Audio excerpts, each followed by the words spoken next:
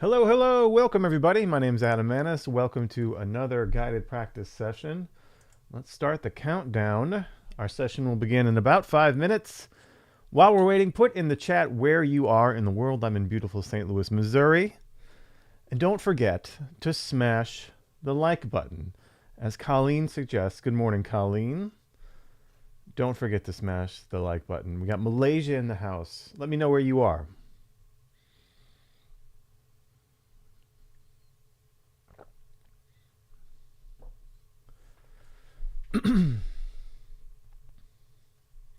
We are live on a Sunday. We're usually live on a Saturday, but I did have an early rehearsal for a beautiful gig yesterday in gorgeous Tower Grove Park here in St. Louis. Shout out to Alan Ferber, Jody Redledge Ferber for putting on an incredible concert, the Ecotones concert that Jody is the mastermind behind. Incredible stuff.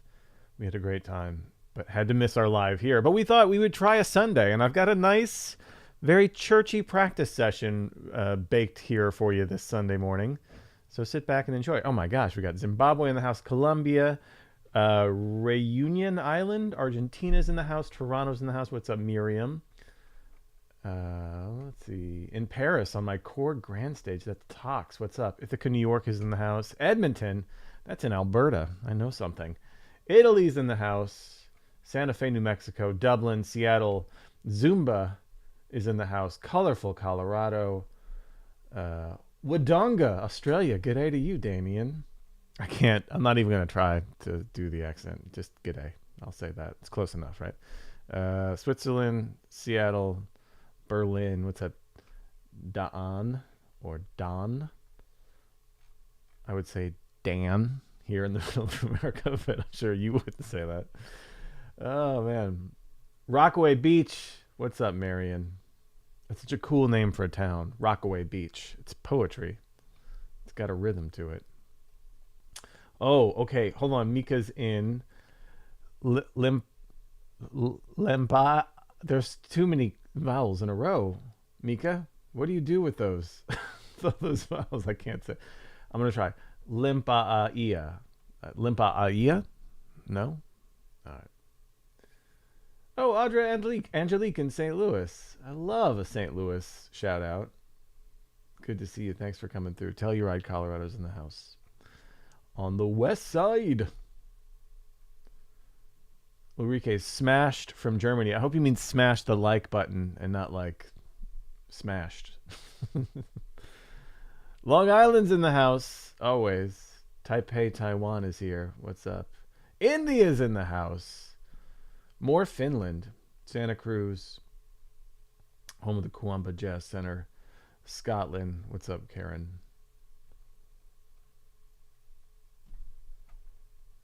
Clayton in South Africa. South Korea. Man, there's people all over the world here on a Sunday morning. Well, come on through. Andrew says, why Sunday? I had a rehearsal and a gig yesterday, so we thought we could either put it off by a week or we could put it off by a day, and we thought we'd put it off by a day. And I do have a very churchy, gospel-y thing for us this morning, so should feel appropriate. Brian grew up in St. Louis. Excellent. Stretches in the house. Germany is always in the house, as is the UK. UK and Germany are most, outside of the US, are our most, our biggest audiences for Open Studio. Osaka's in the house. That's a great town. Osaka is a great food town, by the way. If you want some of the best food you'll ever have in your life, visit Osaka. It is incredible.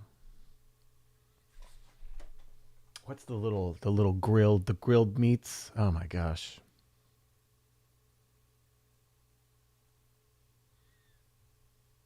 Joker says, are you Evan McGregor? Do you mean Ewan McGregor? Maybe Evan is Ewan's less handsome brother. I'll take that. Antarctica's in the house on a roads in Antarctica. That's what we like to see. Well, this is going to be fun. We're going to get to it here. Paris, South Africa's in the house. I love it. Cuba's here. Budapest, Hungary is here. Excellent. Thank you all for being here.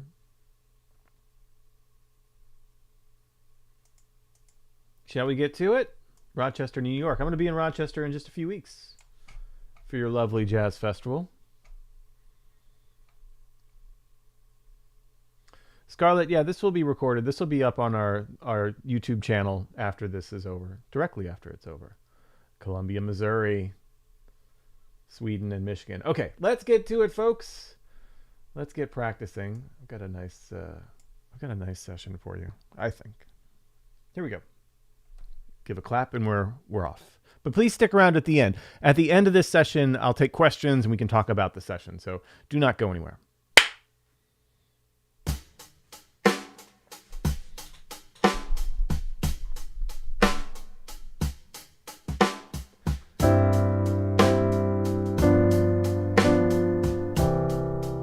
You know, this progression right here, there's like a 1 over a 5 and then a 5 chord to the 1. Here we're in C. Is hundreds of years old. But it's still very much a part of our harmonic vocabulary. It's, of course, part of classical music.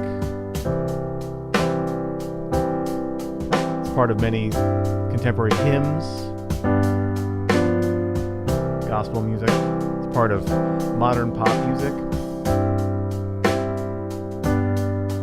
We're going to call it today, its music theory term, the cadential 6/4, named after its inversion. But it's so much more soulful than that.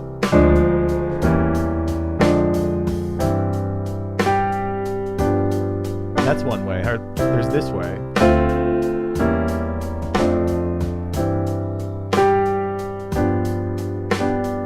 We're talking about ways that we can get to this cadence, not just about the cadence itself.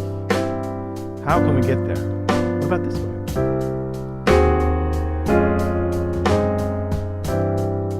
All of these beautiful ways to get to our cadential 6/4. My name's Adam Ennis. Welcome to another guided practice session. We are here today practicing, so get to your instrument and let's get to work. These are my favorite sessions to do. We're doing these live here on YouTube. We do them every other Saturday, although today we're on a Sunday, and so I thought for today we could take it to church. We could do our cadential 6/4 cadences, but most importantly, we can practice walking up to our cadential 6/4 cadences, which is what we're going to be doing today. And that's why today we're talking about how to get to 6/4. We're not talking about height. I am not 6'4". Wish I was, but I'm not. But we are talking about how to get to that 6/4 cadential cadence, all the different ways we can do it. It's so common, and we don't want to mess with the cadence too much, but it's fun to mess with the pathways to get there. So that's what we'll be doing. And here's the order of what we're going to be doing today. We're going to be talking about the cadential 6/4 itself, what it is, the shape of it, where the name comes from. And then we're going to do a bunch of different ways that we can get to that cadence, all the pathways to get to that 1 over 5, 5, 1, that cadence we've heard a million times, right? There's the diatonic way. There's the chromatic way. There's 2 different ways that we can do on the 6 diminished, which is the Barry Harris concept of scale of chords.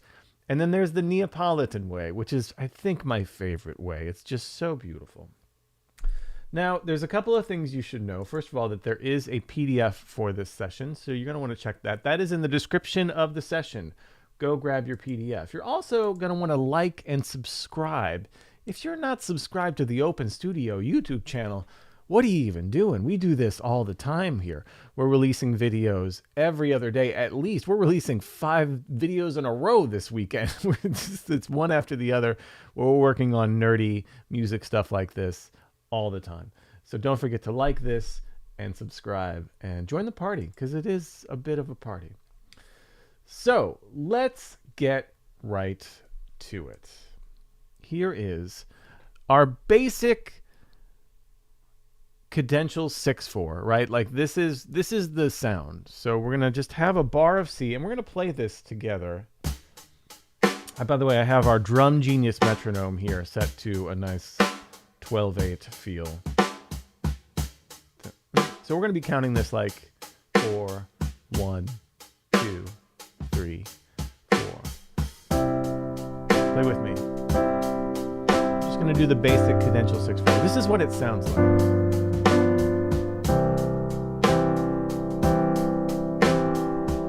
Now the 6/4 is very specific, and we're going to be getting away from the specific 6/4, but we're always going to be staying with the C over G. The 6/4 is talking about the inversion of the C, right? So it's a C in the second inversion. It's a 6th as the outside interval and a 4 as the inside interval. But it's that G, C, E shape over G, right? We've got G, C, E, and then just any G7 will do. We are going to get away from this inversion and just do regular old C over G's, all kinds of different stuff, but I love the idea of the 6/4 because it really hammers home that shape of what it is. So this is the basic version, right? We're just talking about that cadence. Now, when we have this cadence, there's all different kinds of things we can do.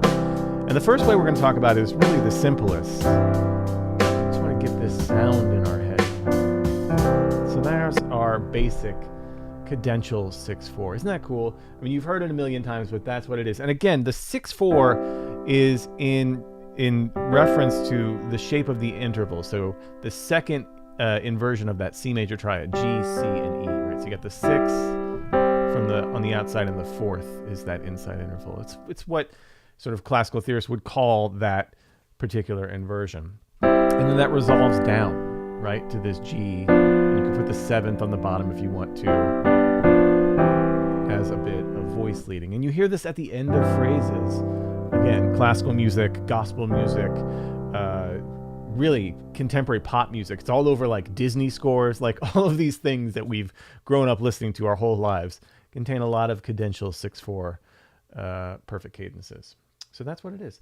Let's move on here and check out the first way that we can get to our cadential 6/4, and that's the diatonic walk up and walk down. So if we look at our first inversion, we're here on our C, and we have 3 beats in our first inversion that we're going to get to our cadential 6/4.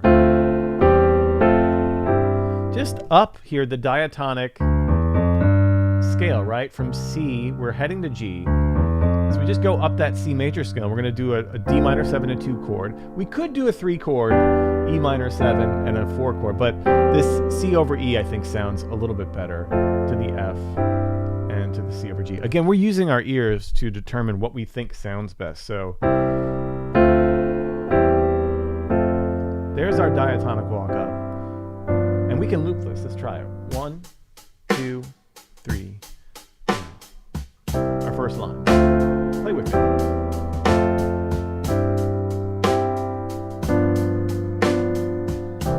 You can use all kinds of voicings here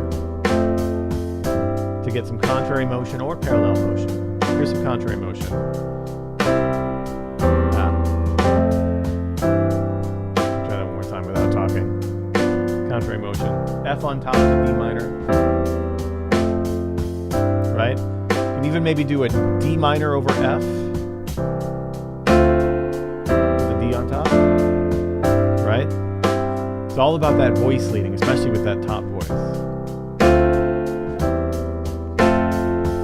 Little ladder walk up there. Experiment here with all the different inversions of these chords that you know.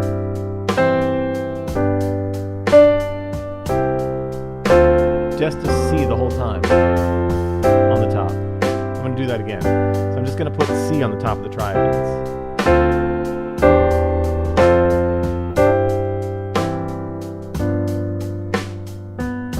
Isn't that cool? Let's try our second line here. So our second line is the same concept. It's diatonic, but we're walking down. So we're going to have 2 beats of C, and we're going to walk down diatonically, because there's not as many spaces to get from C to G if we're going down. Let's try it. Ready? 1, 2, second line.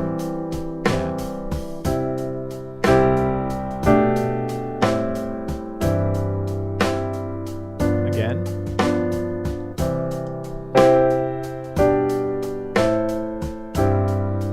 again, just using the chords in the key of C to get there.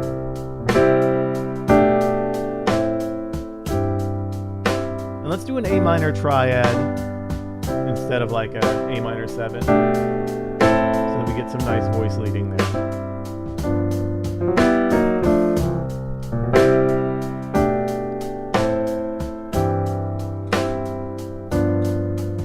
One more time on the walk down.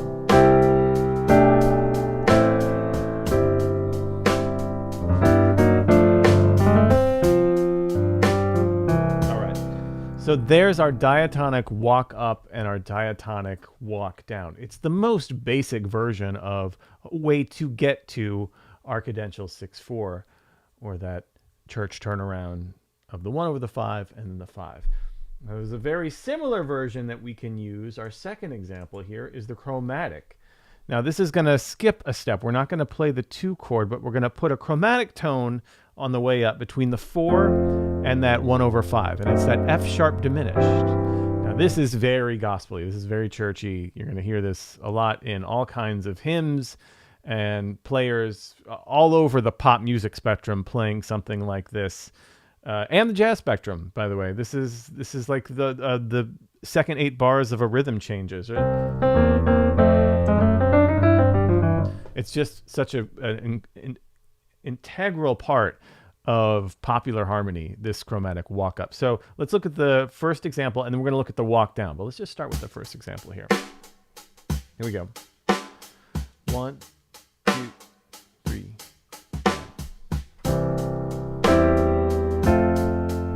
Again, I'm going to experiment with inversions here. I don't have one that I'm working with. All C on top again. That works. Just the top line, that walk up.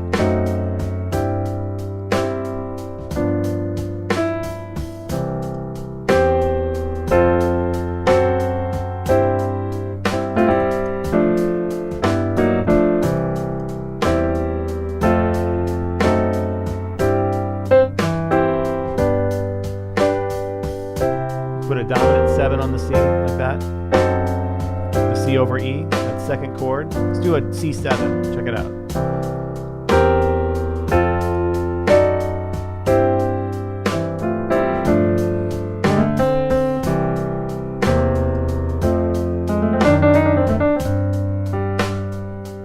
One more time. The walk up.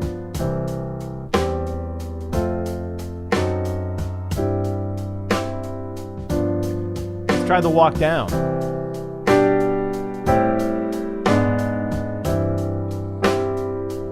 So here we're going down from C, G over B, A minor, and this G sharp diminished.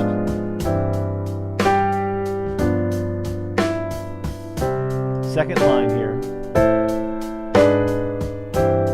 Just another way to get there with a chromatic movement, right? We got a chromatic movement between the A and the G, and G sharp diminished. Now notice both of those chromatic things are diminished chords. They both work. Voice leading wise, they just both beautifully work for their purposes.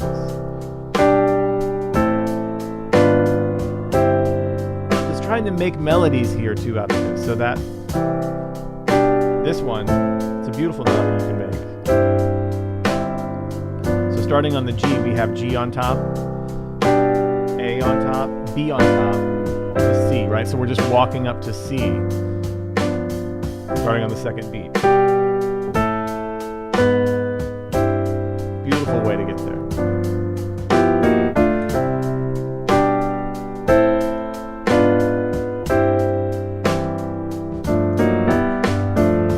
Last time here.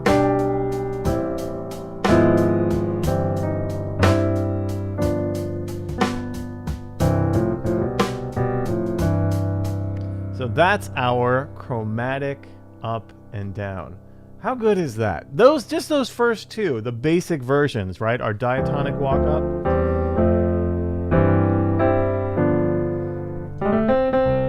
Our diatonic walk down. Our chromatic walk up. Probably the most common out of all the ones we're doing today is that chromatic walk up. Our chromatic walk down. less common, but equally beautiful. Sorry.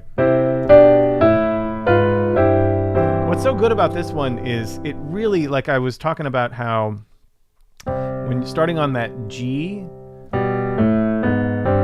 you get this, with that second one on the bottom, the chromatic walk down, you get all of this great contrary motion if you start moving the melodies up, right? So here we have C with the G on top, G over B with the G on top. Now we're going to move everything up in our right hand, but it goes down in our left, right? A minor, G sharp diminished with the B on top, and then C. But check it out, you could do it here too. Here's our C with the C on top, G with the D on top, A minor, right?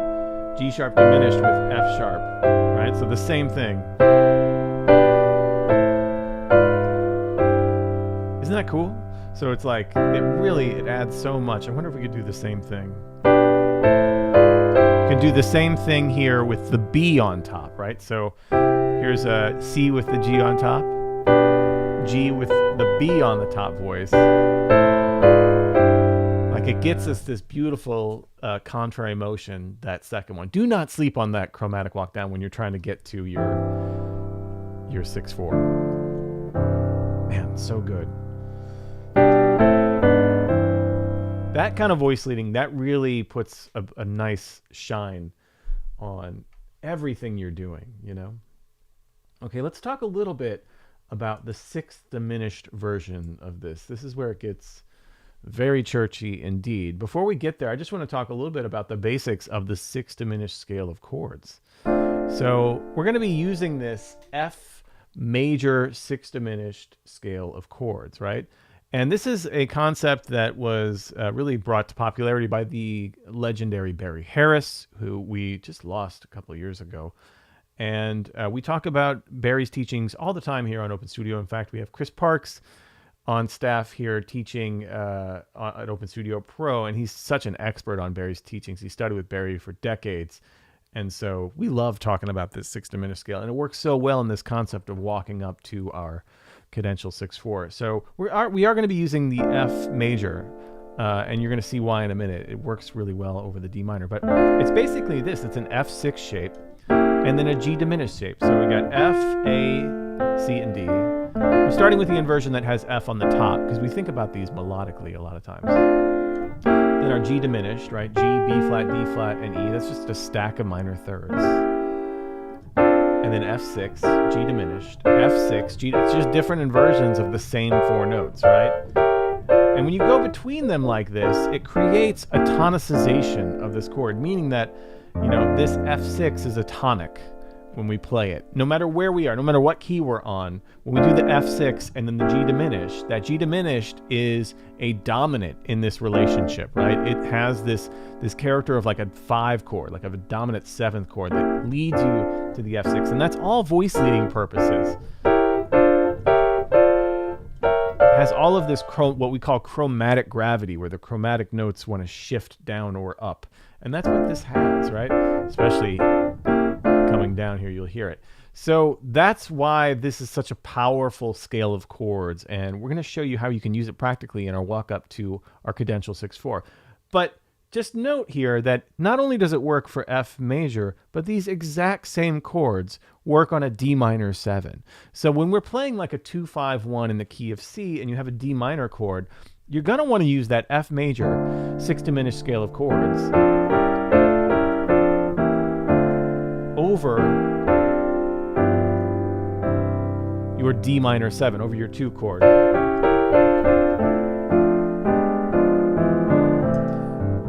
Right? Leading to your first, your G7, and then ultimately to your C major. And that's how we're going to use it today. And this is, we can get in the weeds of the theory on this a little bit, but check this out. We're going to use this here, what we're calling our sixth diminished up and down. Right? So here we have our C chord, and I'm going to use those shapes specifically. But notice we have both D minor and F6. Now the E diminished 7, right? This is the same diminished as G diminished, as B flat diminished 7, and as D flat diminished 7. It just depends on what the root is, right? It's the same chord, the same 4 notes. So here, we're going to walk up, just like we did before. Notice that's the same bass notes as the diatonic walk up. but we're going to be using the sixth diminished. Contrary motion here works great. So whenever the left hand is going up, I'm going to try to make the right hand go down. You could do parallel, but contrary sounds amazing. So D minor 7, E diminished, F6. And this is where the afternoon or the morning, our Sunday mornings, go from good to great. Let's try this. First line. 2, 3, and.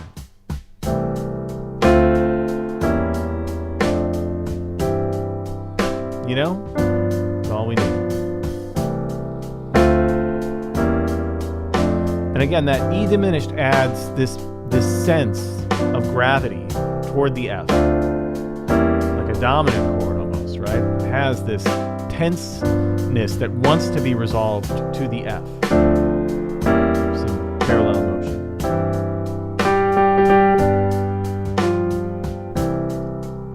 Just going to try some different inversions to see how they sound.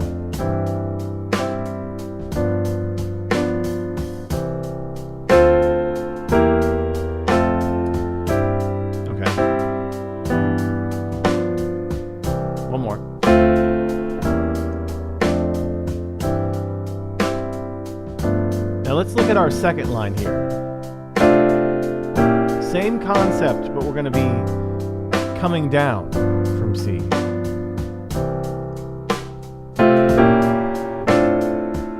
That F major 6 diminished, right? F over C, B flat diminished, F over A, and our cadential 6/4. Again, have a look at this second line, because again, this is so beautiful and maybe slept on a little bit. You can come up with whatever motion you want with these 6 diminishes. This is why they're so powerful. But here we're just trying to get to that C over G, right? That's where we're heading. And using that F major 6 diminished. It's just chef's kiss. Chef's kiss. Can't talk and play today.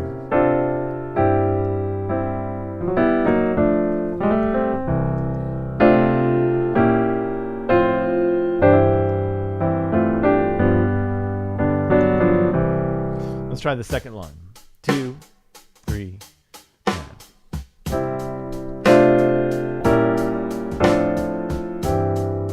There's some parallel motion. Let's try contrary motion. Left hand goes down, right hand goes up.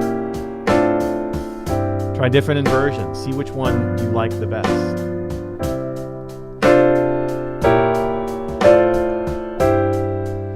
So good. I'm doing some 4-note voicings here using octaves.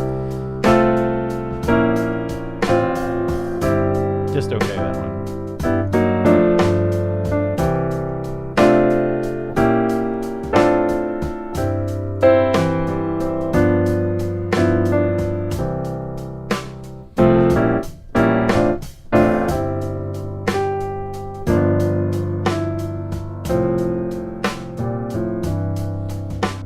That's our 6 diminished up and down. Now, that is an endless well, but it's not just that, is it? Because we can do the same thing, but with minor 6 diminished. So this is the exact same concept as that F major 6 diminished that we just used, except that we're just going to flat the third of the F, so it's an A flat. Right? This is the F minor 6 diminished scale of chords. Again, a scale Barry Harris taught and talked about a lot as a great way to think about tonicizing some of these movements. And just like the F major worked on like a D minor 7, the F minor 6 diminished scale of chords works on a D minor 7 flat 5 and that E diminished, right? They're related in that you can just change the root and it works the whole way. And in fact, you can just, the root can be any, like, so A flat could be that F minor 6 shape, C in the bass, like any of the 4 notes of the actual F minor 6 chord can be the bass note, right? And any of the 4 notes of the G diminished 7 chord can be the bass note. So with that, we can do all of these cool, fancy walk downs. So this is the F minor 6 diminished. Again, just like the F major, there's just a flatted third, just an A flat. That's literally the only difference is 1 note. And here's how it looks. This is the exact same progressions, but listen, by flatting that third, what this does, it just makes it somehow so much better. I don't know how to describe it, but let's try it. Here we go.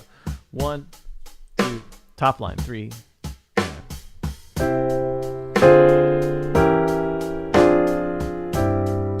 You know, come on, sounds.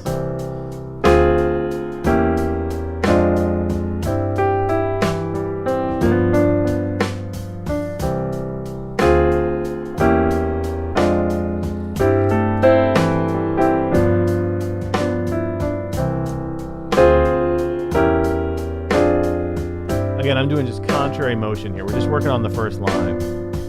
Here's parallel motion. Fine, but not great. Contrary motion. Just the top line here.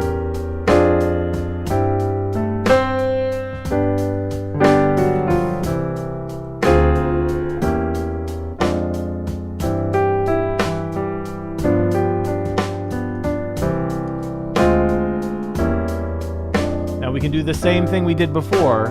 We can take it down. Look at the second line, the bottom line. Just the A flat is the only difference. How great is that? Again, all heading to our cadential 6/4.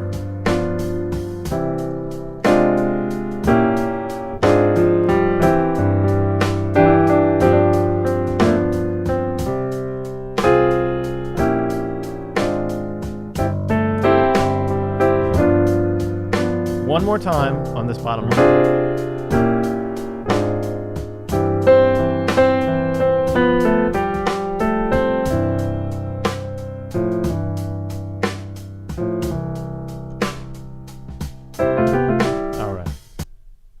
So good. The minor sixth diminished, I think. The major sixth diminished and the minor sixth diminished, I think they're my favorites. Well, no, I think the next one is my favorite. The Neapolitan movement, only because it's the most outside of all of them. It takes kind of the most skill to pull off as like a substitution. But this is just so sweet. So the Neapolitan chord is really just the flat 2 major, right? So in the key of C, it's like a D flat, and it's a common voice leading technique, especially around the subdominant chords. And you can use it just straight going to the C over G. It's the Neapolitan 6, right? It's a D flat over F. It's a common classical movement going to our cadential 6/4, and it's 100% gorgeous. Let's check out just the top line here. And this is adding a D flat major triad over the F, heading to that. Listen to this. Here we go. 1, 2, 3.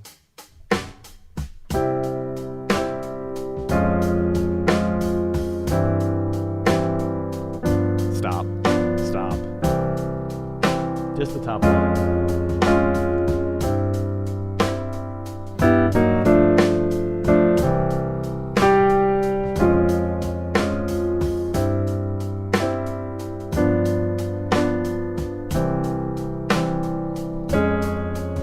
Mess around with some inversions. The D flat on top is probably the best. Going to C. Looking for some good voice leading. What about A flat on top?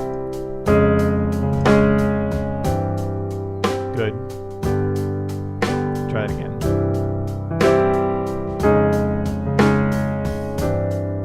Man, that's so good. One more time.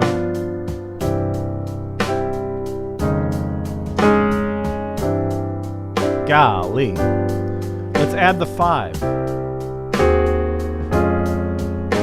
So we're going to add the 5 to the Neapolitan. So that A flat 7, which is the 5 of B flat. Listen to that walk up.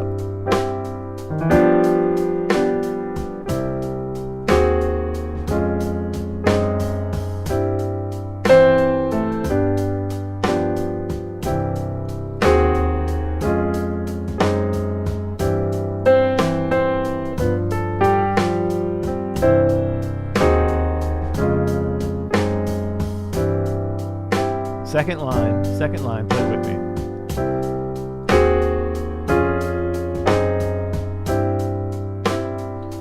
Just using some basic triads.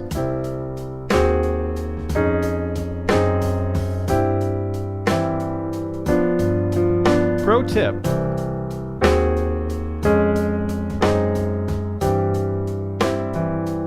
On our walk up, on this A flat over E flat, on the D flat over F, and the A flat over G flat, see if you can not double any of the root notes in the chord. So don't put an E flat in that A flat 7, don't put an F in the D flat chord, and don't put a G flat in the A flat triad. See if you can do that, and listen to how clean that sounds. Voice leading wise. I'm going to try some different inversions with that.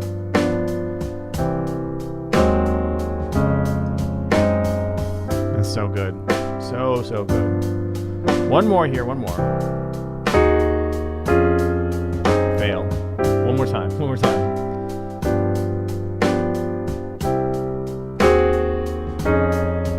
Moo. Okay, it's just okay. It takes me out of church, I'll be honest. Golly, that's good. That's the Neapolitan. So just to sum that up one more time with what we did today. So we worked on the cadential 6/4, right? That movement, right? We also worked on the diatonic ways to get up. We can go up diatonically. We can go down diatonically to the cadential 6/4. We worked on a chromatic approach to the cadential 6/4. From below, then from above. One more time, I forgot what that was. There it is. Right, from above. We worked on the sixth diminished, both the major and the minor. So the major sixth diminished, right, is that F major walk up, or the F major walk up from above. Gorgeous. And then the minor sixth diminished using the F minor. It pulls your heartstrings from above down to the cadential 6/4, and then finally that Neapolitan using all of that harmony from D flat major, right? First just, and then the Neapolitan walk up.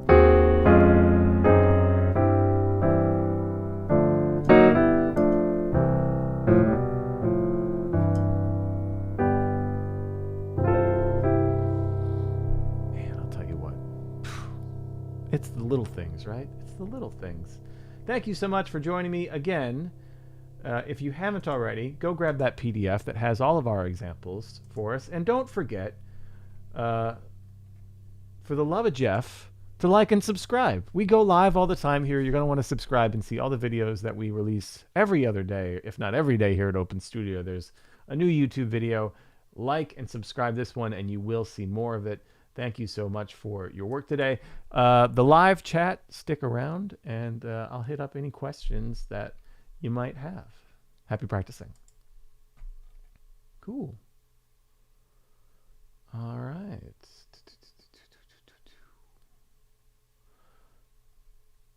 Mark says, is it possible that you could write out some of the voicings? Yeah. I'll probably do something. I like to kind of separate out, Mark, some of the voicing structure from some of the more like chord progression movements, but I hear you there. I might do something on some of these triadic movements. Dean, the metronome app is called Drum Genius. It's an older app. It's been around forever, but I like it.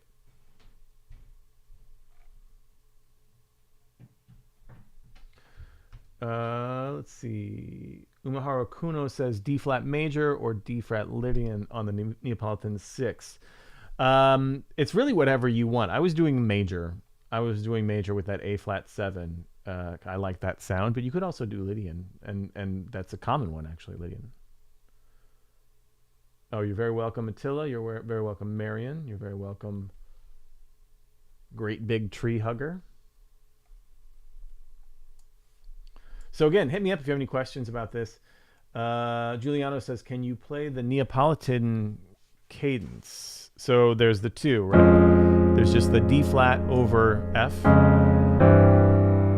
to the cadential 6/4, and then there's the A flat, right, adding in the 5/7 chord of D flat, so A flat 7 over E flat, D flat over F, A flat over G flat, so like an A flat triad with G flat in the bass, which is like an A flat 7 with G flat in the bass. Mr. McBradster says, when you go on A flat 7, do you go to G then C to cap the cadence? So you go C over G, right? So this is very common here. Joseph says, what is the A flat to G flat in the Neapolitan walk-up? That's like the 5 chord of the D flat chord, Joseph. It might also have a name in classical theory. I don't actually know. But it doesn't really matter, because check out the voice leading. So here's this. I'm going to bring that back up real quick, actually. So it's our second line here.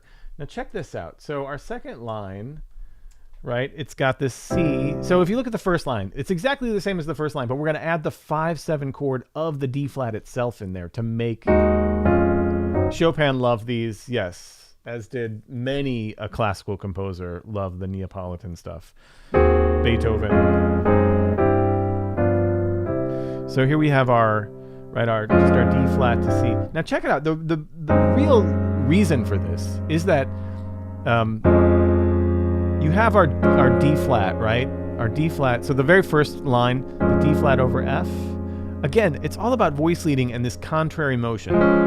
So this D flat, F, A flat, and D flat can move down to just C. Just moves down a half step, right? And the F in the bass moves up to G.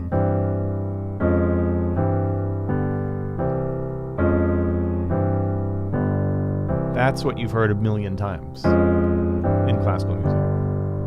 Now, using that A flat 7, which is like the 5 chord of the D flat, we get a different sound, but there's equally strong voice leading. So if we look at the ultimate chord before the C over G on the second line, right, look at this. So our G flat is going to go up to our G. The A flat, I got A flat, C, and E flat in my right hand. The A flat goes down to G, the C stays the same, and the E flat goes up to E. So you've got contrary motion, you've got oblique motion where one note stays the same, and you've got parallel motion, all in the same 4 notes. Right? All of the different kinds of motions that we have.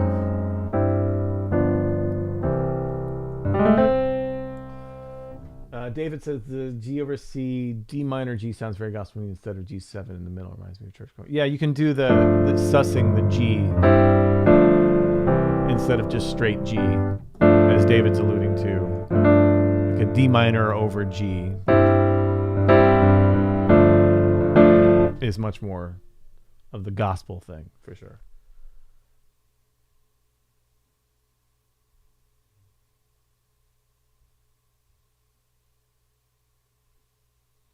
Yvonne says, how would you suggest to practice these kinds of chords over a standard? So like a solo piano thing, right?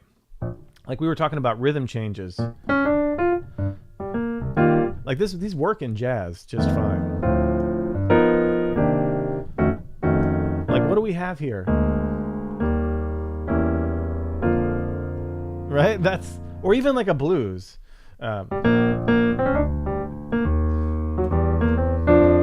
Like the first 3 bars of a blues is this, right? It's actually the chromatic walk-up. That in like a standard straight ahead jazz blues, right? You'll often hear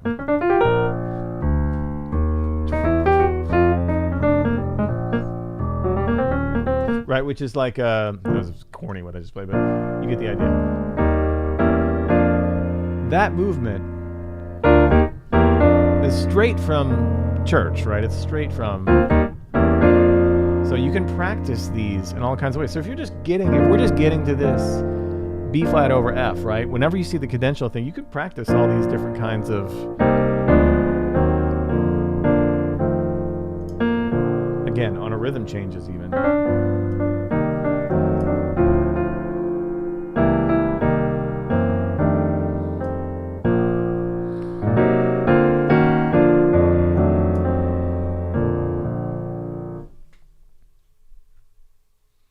Nadia says, why is it so slow? We can do it much more quicker. So Nadia, you are one example in many attempts that I've ever heard of someone say it's too slow. I get more than anything that it's much too fast when I'm doing it. And we're doing like a church thing too, Nadia. So we're taking our time.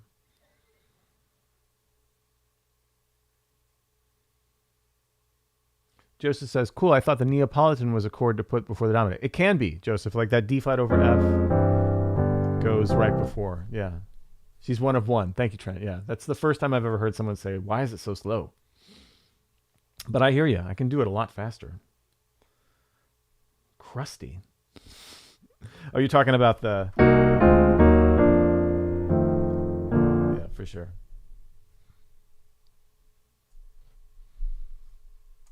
Nara says, I'm intrigued by your setup, camera positioning system to share screen. So I use Ecamm Live to do all that stuff. Ecamm Live, it's a great resource. I love it. It's kind of like OBS, but a little bit more idiot proof for this guy. Scott Joy says, now I want some ice cream.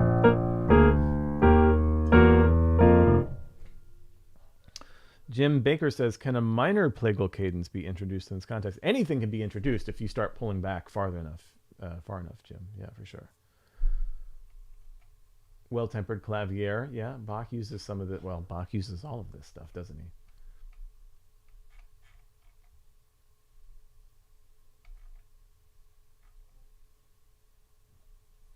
Just going to check for some of the comments below.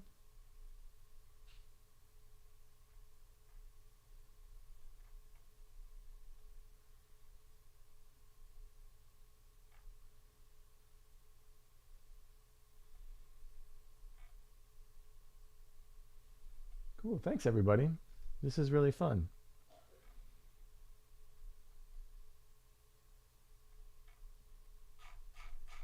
Cool. Any other questions? Labwest said the fourth short you guys did yesterday, yeah, was enlightening. Yeah, isn't that fun? We've done that here too, Labwest. We've done those in the lives as well. How can I study this on every keys without getting bored? Mario, that's on you.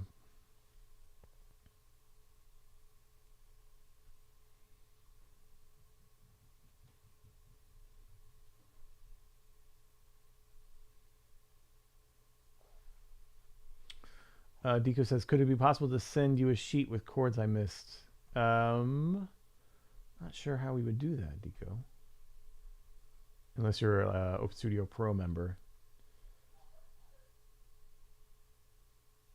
Hank Stone, you could start with Jazz Piano Jumpstart, but also Hank, tomorrow at 4 p.m. Eastern is our new member hang.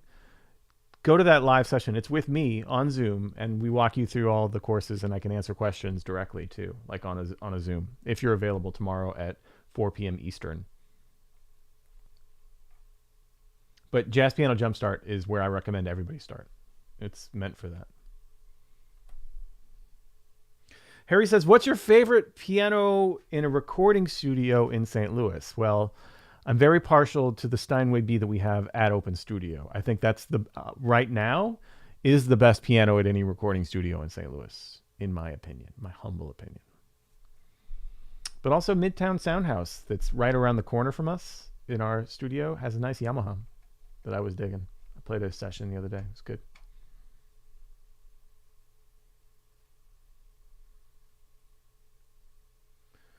Alejo de Ricio says, when you flat the A in the Barry Harris chords, do you still use it over D minor? So yeah, that's the thing, is like, we're not putting any like, this has to be D minor 7. It's just, we're trying to get to C over G. So you can use the D minor 7 flat 5. You can just use that F minor 6 diminished as your way to get there. You know, just thinking about how you're getting places.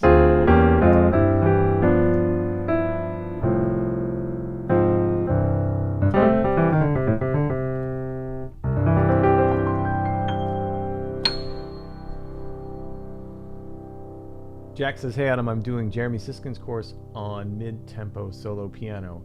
Are there any standards you like that have a lot of eighth notes in the right hand? Yeah. Like, what do you mean, like melodies for standards that have a lot of eighth notes in the right hand? There's a ton of, like, all the bebop tunes, all of those things.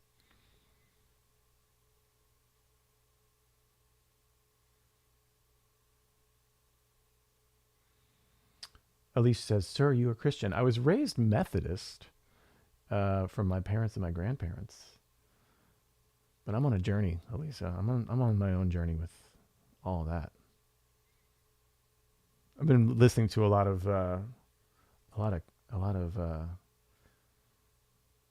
there's a lot of cool things available with the internet now. A lot of Catholic mystics out there doing some interesting stuff. Anna says, "Why are you not reading my question?" Anna, I'm sorry, I don't see it.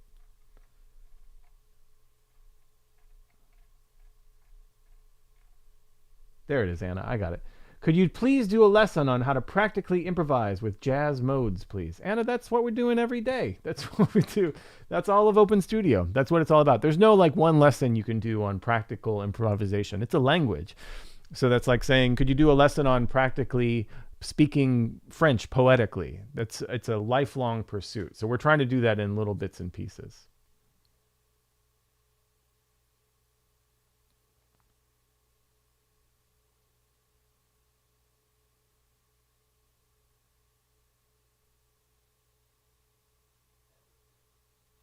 Yeah, Jack Donnelly's a great place to start. There's a lot of eighth notes in that one for sure. And it's based off of the changes to Indiana.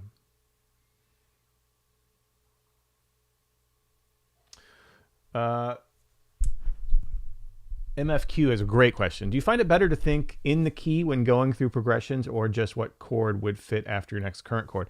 So it depends on the context, MFQ. But I think about keys a lot, especially as I age and I learn more about it. The key is key. It's really the best way to think about, I think, to think about harmony. Like if you're thinking about, here we are in C, right? Just in the example we're dealing with today, right? Like if you think about this and all the things you can do in and outside of the key of C, it's so much better than sticking to just, here's the progression. You know what I mean? So French is a journey.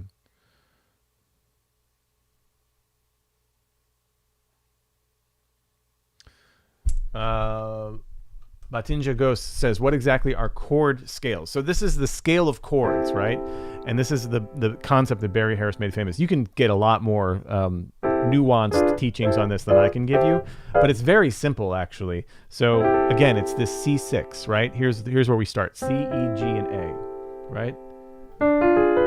And then D diminished, D, F, A, flat, and B. These two chords, the C6 and the D diminished, if you take them up in inversions, they create this scale where you're basically going like 1, 5, 1, 5, 1, right? 6 diminished, 6 diminished, 6 diminished, 6 diminished, 6, right? So this becomes crucial to tonicization, where you're moving around a scale of chords, but the scale is like a tonic-dominant relationship. And it's the kind of key to that Barry Harris harmony that you hear so many people talk about. Now, it's often taught in this way. All of these notes that we just played between those two, right? There's 8 notes in this scale. There's these 4 notes, C, E, G, and A, and these 4 notes, D, F, A flat, and B. And when you look at what they are linearly, which you don't have to do, it's just a C major scale with that A flat added in. It's an 8-note scale: C, D, E, F, G, A flat or G sharp, A, B, and C. But really it helps to think about it as that C6, D diminished, C6, D diminished, C6, D diminished, C6, D diminished. Chris Hevner says, which of your OS chords have Barry Harris concepts? So for that, what I was just talking about, Chris Parks, the guitarist who has his own YouTube channel called Things I Learned from Barry Harris, is also one of our instructors. He's made 2 courses for us, one on Barry's scale of chords, which I was just talking about, and it's amazing, and one on Barry's world of soloing, equally amazing, all of Barry's chromatic rules and how you practice soloing, both worth the entire price of Open Studio, I think. And then there's all the other stuff. We've got courses now from, of course, all our Peter Martin stuff, all the stuff I make. We got a course that just launched on Friday from Emmett Cohen, Aaron Parks. We've got a ton of Fred Hirsch, you name it. We're going after it.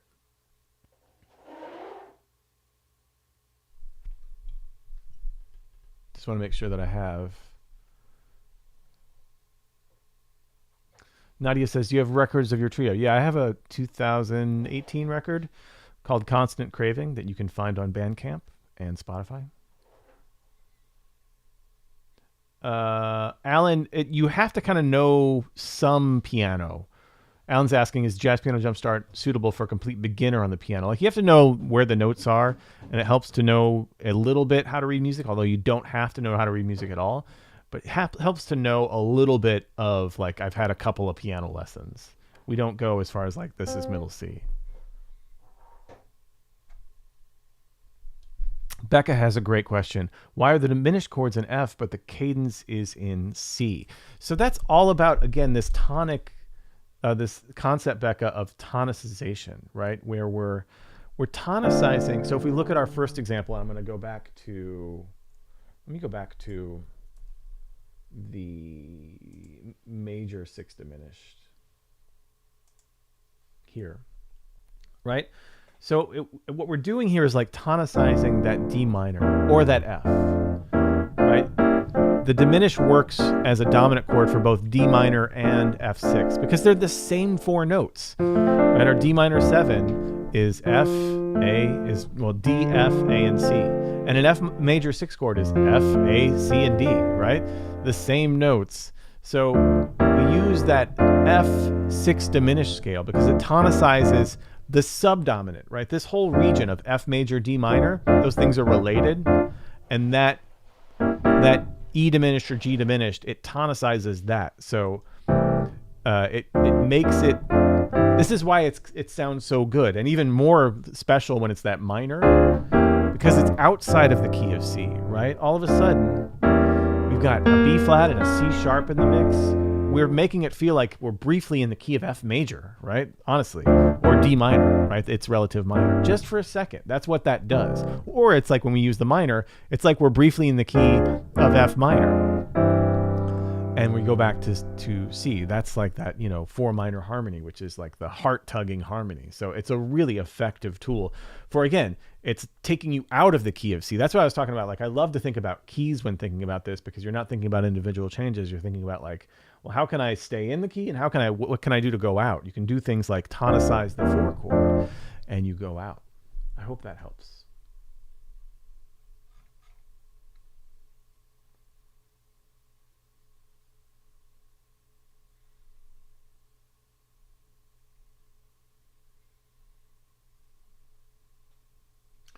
Tension and release is universal, literally.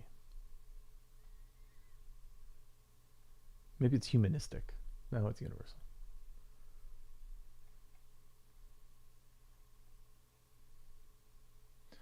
Stuart says, will this be available on YouTube to watch again later? Yes, absolutely. Oh, what's up? Congo's in the house. What's going on? Yvonne says, what do you think about the Mark Levine method for drop 2? I haven't spent a lot of time, especially lately, with Mark Levine's books. I remember the drop 2 from the jazz piano book, but frankly, it's not as robust as, like, I think the 6 diminished scale of chords concepts. I think he maybe talks about that even. I forget. I'd have to check it out. Again, it's been at least a couple decades since I've checked out those Mark Levine books. I think they can be useful for sure, but I haven't seen them in a while.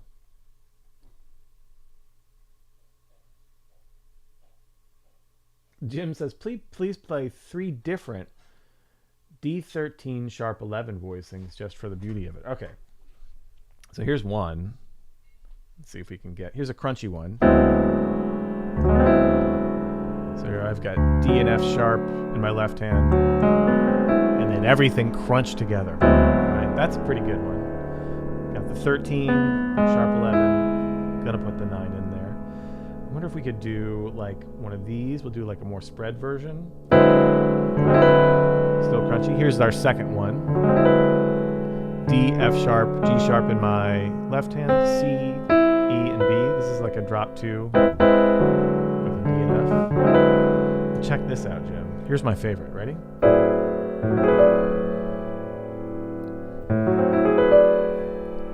This is like a D13 sharp 11 over A.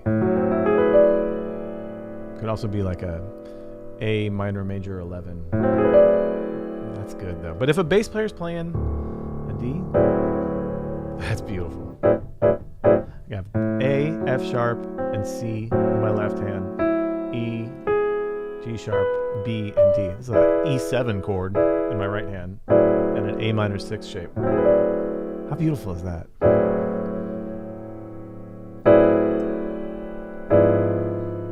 A little 2-5-1.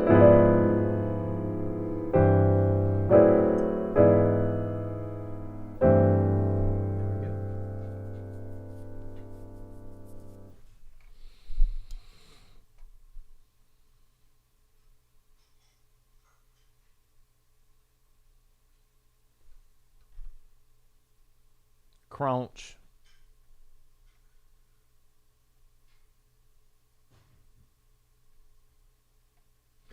Nara says, how would you apply this concept to ballads? Yeah, these are all over pop ballads. Like I said, you can find that 6/4 thing in every Disney ballad practically. Like, it's all over the place. So however you want to use what we talked about 5 different examples, and they are all useful. Wendy says, will you and Peter ever release the video of the NYC performance? Really loved what you did with the You'll Hear It theme song. You guys sprinkled something very interesting and sweet on it. I don't remember what we did, but we are working on that video. We have all the video assets. We just have, we got a ton of other stuff too. So, but yeah, we will hopefully be coming out with something that soon. John says, Catholic mystics, do tell. John, look up Father Richard Rohr. He's, I think, a good starting point. It's all very, as you get older, you just start to get super curious about all this different kind of stuff.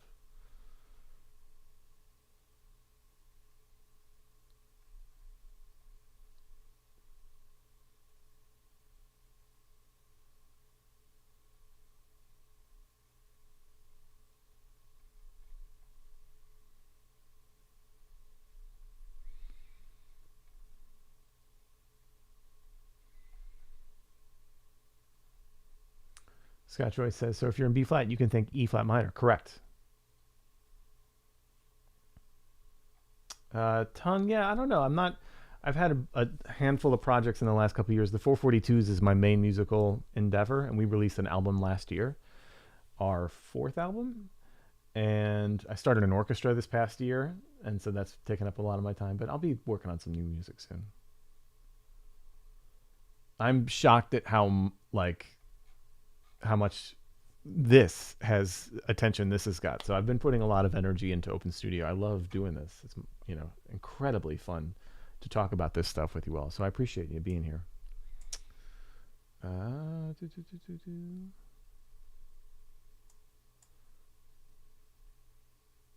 Hank says, can you show us 1 or 2 of the gospel licks? I'm not a gospel musician by any stretch. So, but I do, there are a couple things that I like to do on the dominant chords that I can talk about that maybe I was playing. The first thing, Hank, is like on a G7. Someone had mentioned the D minor. Was it you, Hank, that mentioned the D minor over G as opposed to just G7? Right? This D minor, and you can use that instead of just G7, but you can get there with an E minor triad going chromatically down.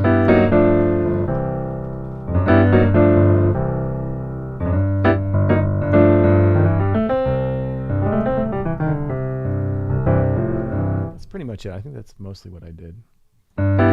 E minor, like G, B, E, G flat, B flat, E flat to the D minor.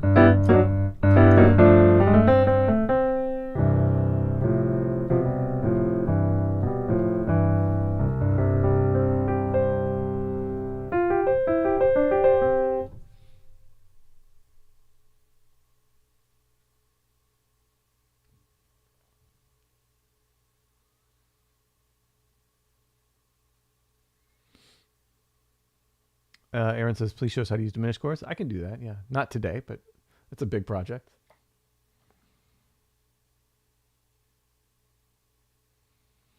Yvonne says, do you write some kind of your own studies to learn these chord voicings? I practice them. I don't write things out until I have to teach them here for this. But yeah, guy says, what's the orchestra all about? It's called Pop, Pop, Pop. And we do pop music from Stephen Foster to Beyonce. We celebrate pop music. Chris, I think I ripped them directly off of Richard T. That thing. I love Bobby Timmons. Thank you, Sarai. I think these are great questions.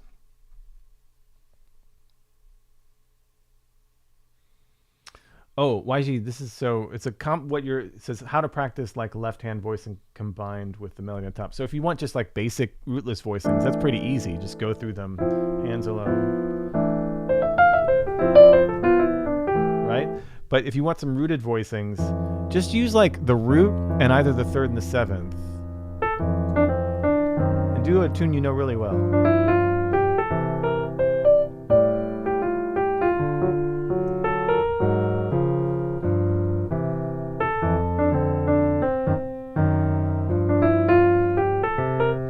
Then you can break those up.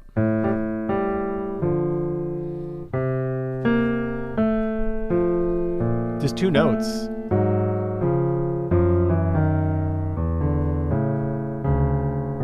It's amazing how far this can get you.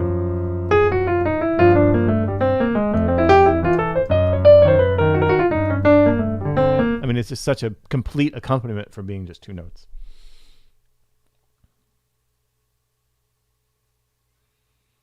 The one, yes, we do have promotions occasionally. I'm not sure when our next one is, but a few times a year we'll definitely do some promotions, especially around the holidays. Hint, hint.